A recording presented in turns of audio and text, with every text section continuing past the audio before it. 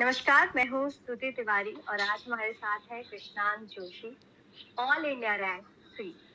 आज हम इनसे इनकी जर्नी AIR 3 से लेकर टॉपर मंत्रा तक जुड़ने की पूरी कहानी जानेंगे। तो सबसे पहले कृष्णांत, कॉन्ग्रेचुलेशंस। AIR 3 लाना अपने आप में एक मास्टर स्ट्रोक है। तो हम आपसे जानना चाहेंगे कि आपकी जर्नी क्या रही है इसमें और नीट प्रिपरेशंस आपने कब शुरू किए थे? Thank you ma'am. तो मैंने मतलब टेंथ स्टैंडर्ड के बिगनिंग में अराउंड मतलब थोड़ा बहुत स्टार्ट किया था, लाइक फाउंडेशन, बट एकदम इंटेंसिवली नीट के लिए टारगेटेड पढ़ाई मैंने 11th एंड 12th से स्टार्ट किया था, 2 years मोस्टली। एंड उसमें मैंने मतलब कोचिंग ज्वाइन किया था। ओके, तो आपने जब रिजल्ट देखा और अपना रैंक देखा तो आपको क्या फील हुआ? सबसे पहले किसको कॉल किया और रिएक्शंस क्या थे घर पर? सबसे पहले तो मैं मतलब दोपहर में आया था रिजल्ट, लाइक आफ्टरनून। तो मैं सोया था, मेरे मतलब फैकल्टी ने कॉल किया था, मैं नींद में ही था तब, और बताया था कि मेरी रैंक 3 आई है। तो तब थोड़ा टाइम लगा प्रोसेस करने के लिए, क्योंकि मैं एक्सपेक्ट अराउंड 9-10 कर रहा था, बट 3 आई तो थोड़ा और ज्यादा खुशी है। ओके, अभी आपने बताया कि आपने बेसिक्स 9-10 से शुरू कर दी थी, तो आपके हिसाब से नीट के लिए प्रिपरेशंस स्टार्ट करने की सही टाइमिंग क्या है? 9th 10th या 11th 12th से? 10th में, 9th में तो उतना इम्पोर्टेंट नहीं है, करने को 11th 12th से भी हो जाता है। मतलब उतना नहीं है, बट नीट के लिए है कि 10 से कर सकते हो आप, 11 से भी कर सकते हो, अगर आप एकदम सीरियसली डेडिकेटेडली पढ़ाई कर रहे हो तो। ओके, तो जब आपने शुरू किया नीट के लिए प्रिपरेशन करना, तो आप अपना उस टाइम का एक फीलिंग बता सकते हैं? आपको कैसा लग रहा था? बहुत कॉन्फिडेंट थे तब या आपको डर लग रहा था?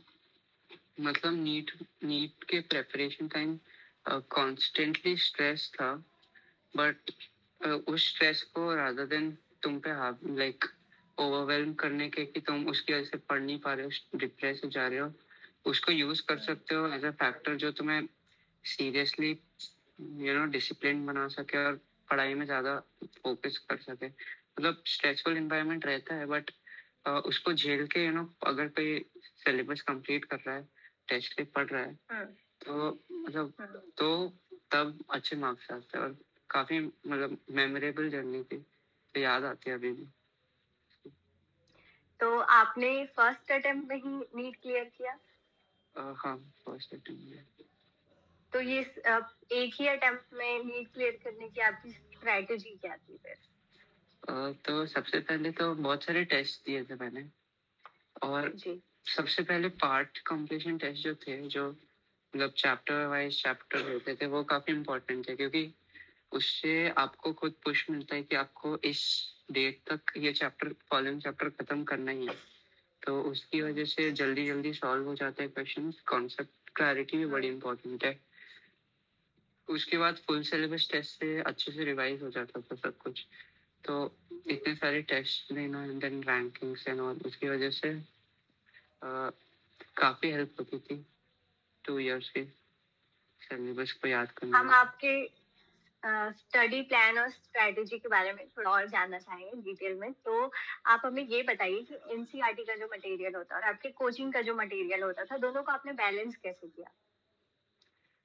तो बेसिकली कोचिंग का मटेरियल इज लाइक एनसीईआरटी का ही है, बट डिफरेंस बस इतना है कि एनसीईआरटी में सिंपल लिखा है, कोचिंग बिटवीन द लाइंस से मीनिंग निकाल के थोड़ा सा अच्छे से क्वेश्चन पूछ सकता है। तो हम एनसीईआरटी पढ़ते थे और उसके बाद उसी के बेस पे कोचिंग के क्वेश्चन लगाते थे, तो उससे एनसीईआरटी के जो कॉन्सेप्ट है वो और अच्छे से समझ आते थे। ओके, तो आपने क्वेश्चंस की बात करी, तो मॉक टेस्ट आपने कितने दिए थे अपने प्रिपरेशन के टाइम में? उनका कितना रोल रहा था? मॉक टेस्ट मैंने अराउंड 150 दिए होंगे टोटल प्रिपरेशन। आपको क्या लगता है उसको प्रैक्टिस करने में बहुत ज्यादा मदद मिलती है? हाँ, काफी मदद मिलती है। हम्म। मतलब उसमें ऐसा है तो कि आप जैसे हाँ, कि आप पहले मॉक टेस्ट देते हो तो उसमें अच्छे मार्क्स नहीं आते, दूसरा देते इम्प्रूव होता है, तो उसमें मतलब एक तो पता चलता है आप कहाँ पे स्टैंड कर रहे हो और फिर आप कितना इम्प्रूव कर रहे हो, वही एक मेजर है टेस्ट करने का। क्योंकि ओके। अगर आप नहीं दोगे तो आपको पता ही नहीं चलेगा कि क्या आप अभी कहाँ पे हो, बाद में कहाँ पे थे, ऐसा। ओके, तो आपने अपनी जो सब्जेक्ट थे उनको कैसे डिवाइड किया हुआ था? आपका डेली रूटीन कैसा होता था? एक ही दिन में तीनों पढ़ते थे या कुछ टाइम टेबल बना के रखा हुआ था? नहीं, टाइम टेबल मैंने पहले बनाया था, बट देन टाइम टेबल काम नहीं आया उतना, मतलब it's not that feasible.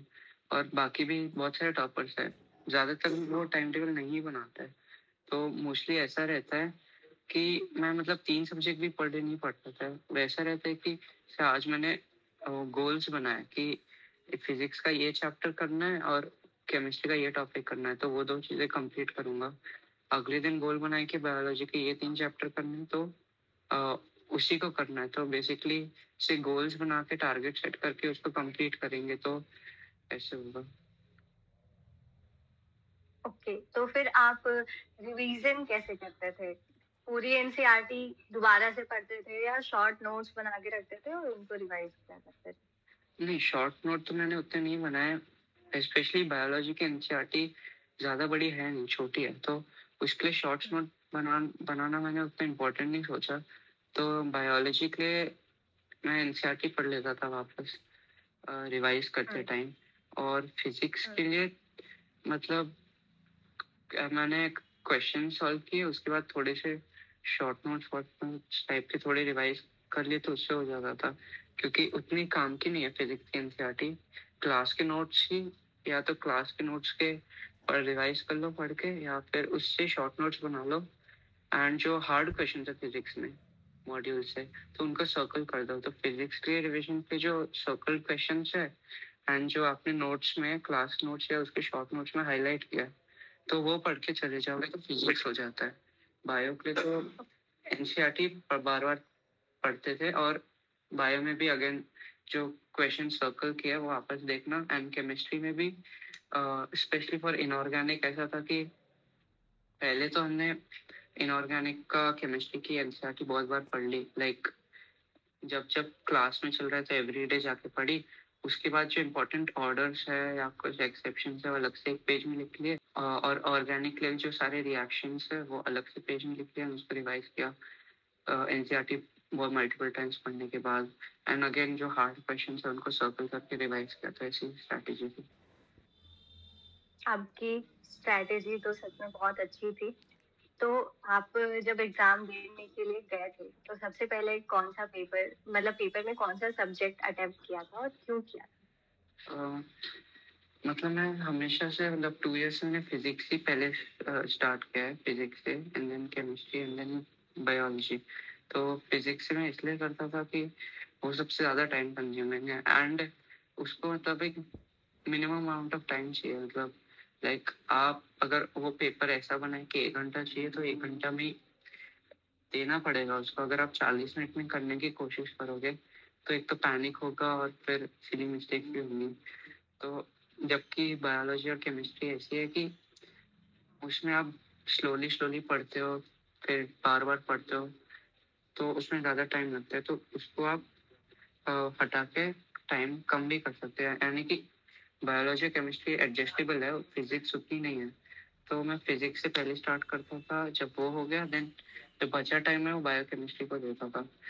But मतलब ऐसे ही मेरा साल भर करा कि मतलब फिजिक्स को पहले कर लो, फिर बचा छोटे मोटे चीज़ें तो बाद में कर लो।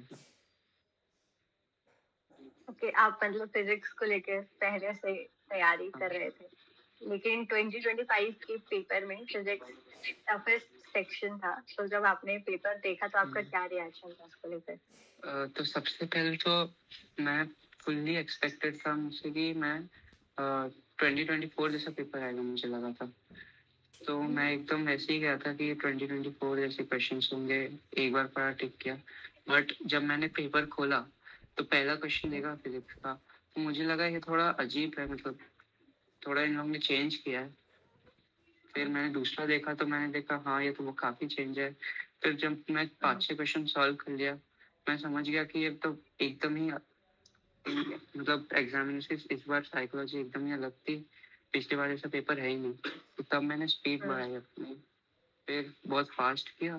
फिर 45 क्वेश्चंस में से कुछ 38 क्वेश्चंस कुछ कर लिए थे और 6-7 बात के लिए छोड़ दिए। देन केमिस्ट्री एंड बायो बहुत बहुत स्पीड में किया। कुछ फिजिक्स मेरा 1 hour 15 minutes में हुआ था, केमिस्ट्री और बायो मिला के 1 hour में हुआ था। तो 45 मिनट्स बचे थे या 40 मिनट्स, उसमें मैंने बचे क्वेश्चन जो थे वो किए एंड देन OMR भरा आधे घंटे में।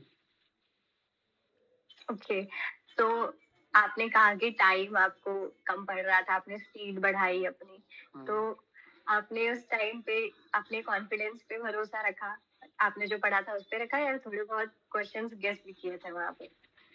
नहीं, गेस तो एक ही किया था, वो भी गलत हो गया, बाकी तो सॉल्व ही किए थे सारे और कॉन्फिडेंस था। ओके, जब हम पेपर के लिए प्रिपेयर करते हैं तो कोई एक सब्जेक्ट होता है जो हमें बहुत हार्ड लगता है, हर हर एस्पिरेंट के साथ ये चीज होती है कि उसको एक पेपर बहुत हार्ड लगता है। आपके लिए वो कौन सा ऐसा पेपर था जो आपको बहुत हार्ड लगता था? सब्जेक्ट हाँ, सब्जेक्ट। मतलब मेरे लिए सब्जेक्ट एज स्पेसिफिक कोई भी हार्ड नहीं था, जैसे मतलब इक्वल थे। ऐसा था कि अगर मेरा जो सबसे इजीएस्ट चैप्टर लगता है इजीएस्ट सब्जेक्ट का, उससे भी अगर 13 मेरा क्वेश्चन आएगा तो वो गलत हो जाएगा, एंड हार्डेस्ट चैप्टर का हार्डेस्ट क्वेश्चन आएगा वो भी सही हो सकता है। तो ऐसा कोई नहीं था कि सब्जेक्ट बहुत हार्ड था, बट ट्रिकी मुझे ऑर्गेनिक केमिस्ट्री लगती थी, क्योंकि उसमें कुछ ज़्यादा ही रिएक्शंस है और हम बार बार उसको चेंज करके मतलब सेम कॉन्सेप्ट के बहुत सारे क्वेश्चन बना सकते हैं और वो काफ़ी ट्रिकी हो सकती है। फिजिक्स उतनी नहीं होती थी और बायो भी इजी थी, मतलब ऑर्गेनिक केमिस्ट्री थोड़ा चैलेंजिंग लगता था मुझे। आपकी प्रिपरेशन जर्नी में कोई एक टाइम ऐसा आया होगा जब आप डिमोटिवेट हुए होंगे, तब आपने अपने आप को कैसे संभाला था? हाँ, तो पहले पहले टेस्ट थोड़ी इजी आते थे कोचिंग के, क्योंकि मतलब पैटर्न वैसा ही था। तो जब अब अगर 715, 710, 720 नंबर लाने के बाद भी रैंक अच्छी नहीं आ रही है, कंपटीशन काफ़ी हो गया, या पढ़ के जा रहे हो फिर भी एक सिली मिस्टेक हो गया तो रैंक काफ़ी पीछे जा रही है, तो काफ़ी डिमोटिवेटिंग लगता था। तो और उसकी वजह से काफ़ी डिस्ट्रैक्शन भी आए बीच में से मोबाइल फ़ोन का। तो फिर पेरेंट्स पेरेंट्स का वो था मतलब, और सबसे इम्पोर्टेंट था कि टीचर्स के एक्सपेक्टेशंस काफ़ी हाई थी। तो मैं भले ही खुद से ना पढ़ता था, टीचर्स या अपने पेरेंट्स की जो एक्सपेक्टेशन है उन पे खड़े उतरने के लिए मैंने अपना मोमेंटम कैरी ऑन किया था कि पढ़ना पड़ेगा। जी बिल्कुल, तो आपको क्या लगता है कि एक स्टूडेंट के लाइफ में ऐसी कौन सी हैबिट है जो मस्ट है, जो अपने डेली लाइफ में उनको इंक्लूड करनी चाहिए? कंसिस्टेंसी काफ़ी इम्पोर्टेंट है, like and very important is like revision schedule. आपने पढ़ लिया ठीक है, बट रिवाइज करना बहुत इम्पोर्टेंट है, क्योंकि अगर आप रिवाइज नहीं करोगे तो पहले जो गलतियाँ की थी वो आप वापस रिपीट करोगे एंड उसके साथ ऑब्वियसली भूल भी जाओगे। तो 2 years का टाइम है, तो अगर आपका रिविजन वाला जो है पार्ट वो सही रहेगा तो बाकी सारी चीज़ें इजी हो जाती है। तो काफ़ी इम्पोर्टेंट होता है, एंड ऑल्सो कि कॉन्सेप्ट क्लैरिटी से अप्रोच करना चाहिए कि मेरा कॉन्सेप्ट क्लियर है, मैं रटू ना। तो उससे क्या होता है कि एक तो कॉन्सेप्ट क्लियर हो जाता है, उसकी वजह से आप भूलते भी नहीं हो, तो आपका वो जो रिविजन वाला पार्ट है वो भी कवर हो जाता है कि आपकी लॉन्ग टर्म मेमोरी में जाता है, और आप रटोगे नहीं तो हार्ड क्वेश्चन आएगा तो वो भी टैकल हो जाएगा। जी, आपने कंसिस्टेंसी की बात की, तो आप जब इतने कंसिस्टेंट थे तो क्या आपने केवल पढ़ाई किया इस दौरान, या मूवीज, सोशल मीडिया, इन चीजों पे भी एक्टिव थे? हाँ, तो मतलब बीच में मैं काफ़ी एक्टिव हो गया था, बट बाद में मैंने अपना फ़ोन टीचर्स को दे दिया था, अपने मोबाइल फ़ोन टच वाला, एंड मैंने कीपैड वाला लिया था। ताकि मैं वापस डिटॉक्स कर सकूं और वापस पढ़ाई में मोमेंटम इंक्रीज कर सकूं। एक बार वो हो गया, देन वापस मैंने अपना फोन ले लिया था। तो मतलब बीच में डिस्ट्रैक्शंस होते हैं, बट अगर आप मैं अपने आप को मेंटेन कर सकते हो, कर लेते हो, तो वही है, वही बनाता है, मतलब आपका जो एंड रिजल्ट है वही लाता है। According to you, say no to mobile phones and smartphones, right? Okay आपका जब एम्स दिल्ली में एडमिशन हुआ, जब एडमिशन लेटर आया, तो उस मोमेंट के बारे में थोड़ा बताइए। मतलब नीट के बाद जस्ट 4th में का एग्जाम हुआ, उसके बाद तो इतने दिन तक ऐसे ही हर रोज देख रहा था कि इतने मार्क्स पे कितनी रैंक आएगी, इतने मार्क्स पे इतनी रैंक आएगी। तो 1-2 महीने से तो एक्सपेक्टेड ही था कि मतलब अराउंड एएमएस मिल जाएगा। तो जब 1 महीने से कंटिन्यूस एक्सपेक्टेड था कि एम्स मिल जाएगा, तो फिर उतनी खुशी नहीं हुई मतलब जब एडमिशन लेटर मिला, क्योंकि पहले से ही पता था। ठीक ठाक ही लगा उस टाइम। ओके तो अब आप वापस देखते हैं अपनी जर्नी को, तो आपको क्या लगता है कंसिस्टेंसी और डिसिप्लिन कितने % रिस्पॉन्सिबल थे आपके रैंक के लिए? काफी मतलब उसके बिना तो मुश्किल था, क्योंकि मतलब वही 2 चीजें जिसकी मदद से आप पढ़ पाओगे ना।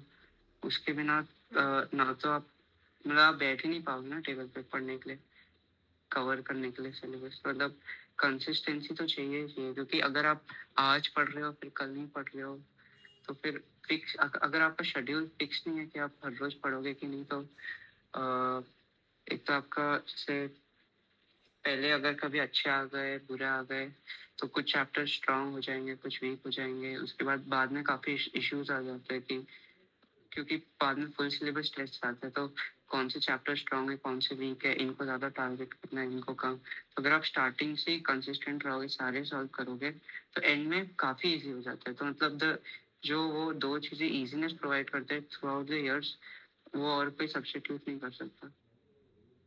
अगर आप 2 साल पहले पीछे जाना चाहेंगे, तो आप एस्पिरेंट कृष्णांग को क्या एडवाइस देना चाहेंगे?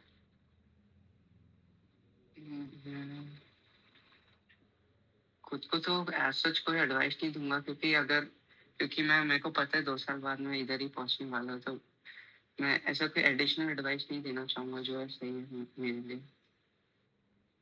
क्या आप उसको नहीं कहेंगे कि सोशल मीडिया से थोड़ा दूर रहना था? उससे मतलब दूर रहने के मतलब थोड़ा डिस्ट्रैक्ट हुआ, बट एंड रिजल्ट तो सेम यही रहा ना कि हम चली में। तो मतलब जैसा है वैसा ही होने दूंगा, जैसा अभी हुआ, डिस्ट्रैक्ट हुआ फिर फोन वापस किया, सेम चीज रिपीट होने दूंगा। ओके आप बहुत कॉन्फिडेंट है, अच्छी बात है। तो ये अब एक रैपिड फायर करते हैं। कुछ क्वेश्चंस मैं आपसे पूछूंगी, आपको आंसर करना है। अगर आप डॉक्टर नहीं बनते तो क्या बनते? अगर मैं डॉक्टर नहीं बनता, मैं भी साइंटिस्ट। ओके लास्ट मूवी जो आपने अपने प्रिपरेशन के टाइम पे देखी है? Last movie three idiots movie, मतलब रीवॉच। ओके ओके एक वियर्ड हैबिट जो आपके फ्रेंड्स को फनी लगती हो आपकी? मतलब मैं गुस्सा भी करता हूँ तो उनको हंसी, उनको अब बच्चा जैसा लगता है। ओके नीट प्रिपरेशन के दौरान सबसे मेमोरेबल फनी इंसिडेंट क्या है आपका?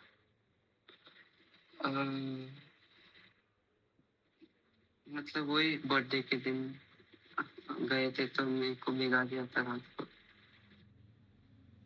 ओके ठीक है। अब हम जानना चाहेंगे आपसे कि अगर कोई एक लड़का है, क्योंकि आपने AIR आपका रैंक 3 रहा है, तो आपसे एडवाइस के जैसा हम जानना चाहेंगे कि अगर कोई एक लड़का है जो रिमोट गांव में बैठकर ऑनलाइन प्रिपरेशन कर रहा है, तो उसको आप क्या एडवाइस देंगे? तो मतलब रिमोट गांव में ऐसा है कि ऑफलाइन तो उतने रिसोर्सेज अवेलेबल नहीं होते। तो और स्पेशली रिमोट में ऐसा होता है कि गाइडेंस की कमी होती है पहले तो, कि उनको बहुत लेट पता चलता है कि ये नीट भी कोई एग्जाम होता है, जेईई भी कोई एग्जाम होता है, और इसमें क्या क्या स्ट्रैटेजीज होता है। तो गाइडेंस की कमी होती है। तो और उसके लिए मतलब मार्केट में बहुत ज़्यादा मिथ भी होता है, तो वो मतलब गलत डायरेक्शन में चले जाए विद द रॉन्ग गाइडेंस। तो सबसे इम्पोर्टेंट होता है कि वो जिन लोग ने क्रैक किया है उन्हीं से गाइडेंस ले। तो लाइक टॉपर मंत्रा में वो डायरेक्टली टॉपर से कनेक्ट हो सकता है जिन्होंने खुद वो एग्जाम क्रैक किया है। तो उसकी मदद से वो टॉपर कम्युनिटी है एक टॉपर मंत्रा में, तो उससे अगर वो डायरेक्ट कनेक्ट होंगे तो जो वो रिकमेंड करेंगे टॉपर्स लोग, राइट, तो वो करेक्ट होगी, वो कोई मिसगाइडेंस नहीं होगी। तो उसकी मदद से जो रिमोट एरिया वाले they can get the right resources, awareness बढ़ेगी उनको इन एग्जाम्स को लेके, एंड जो जो चीज़ें करना है।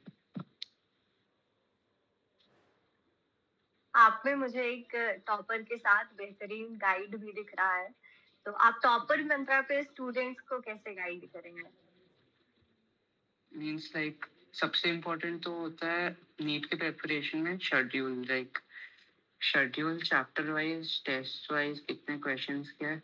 क्योंकि हम अभी अगर हम शॉर्ट टर्म प्लान करेंगे तो फिर बाद में 2 इयर्स में बहुत सारी चीज़ें मैसअप हो जाती है। बट हम अगर अभी से ही लॉन्ग टर्म प्लान करेंगे, अभी से 2 साल का, तो काफ़ी ईज हो जाता है कि हम अभी से अगर हम 2 साल का करेंगे और स्मॉल स्टेप्स लेंगे तो तब काफ़ी इजली वो पूरा सिलेबस क्लियर हो जाता है, आपका रिवीजन भी सब हो जाता है। तो एक वेरी इंपॉर्टेंट होता है कि planner of the 2 year, then test करना, and then resources, the right resources, एंड उसके साथ ही साथ क्वेश्चन सॉल्व करना। That's pretty important. ओके, तो मेरा आखिरी सवाल आपसे ये है कि आप टॉपर मंत्रा से कनेक्ट क्यों हुए हैं? उसमें बेसिकली हम ग्रुप्स बना सकते हैं स्टूडेंट्स यहाँ पे डाउट्स पूछने के लिए, एंड इसके साथ हम डायरेक्टली 1-to-1 स्टूडेंट्स का डाउट क्लियर कर सकते हैं, उनको गाइड कर सकते हैं, उनको रिकमेंड कर, मतलब it's not one way communication, it's like two way communication, कि हम उनसे बात कर रहे, फिर वो अपनी प्रॉब्लम बता रहे, फिर हम उनको उसके अकॉर्डिंगली यानी कि पर्सनलाइज्ड उनको सजेस्ट कर रहे कि क्या करना चाहिए क्या नहीं। Thank you Krishnang. मैं आशा करती हूँ कि स्टूडेंट्स को टॉपर मंत्रा पे आपके जैसा एक बेस्ट गाइड मिलने वाला है, तो उनकी जर्नी सक्सेसफुल हो। Thank you ma'am. टॉपर मंत्रा पर आपको मिलती है सीवी गाइडेंस टॉपर से। नीट हो या जेईई, यहाँ मिलती है रियल गाइडेंस। जेन्युइन टॉपर्स और उनके रियल एक्सपीरियंसेस, स्टडी प्लान्स और पर्सनल टिप्स से अब आप भी बन सकते हैं नेक्स्ट टॉपर। अब किस वक्त नहीं, बस राइट गाइडेंस, राइट स्ट्रैटेजी और राइट डायरेक्शन, क्योंकि सक्सेस गेस वक्त से नहीं, राइट गाइडेंस से मिलती है। तो अभी डाउनलोड करो टॉपर मंत्रा और अपने ड्रीम रैंक को रियलिटी बनाओ।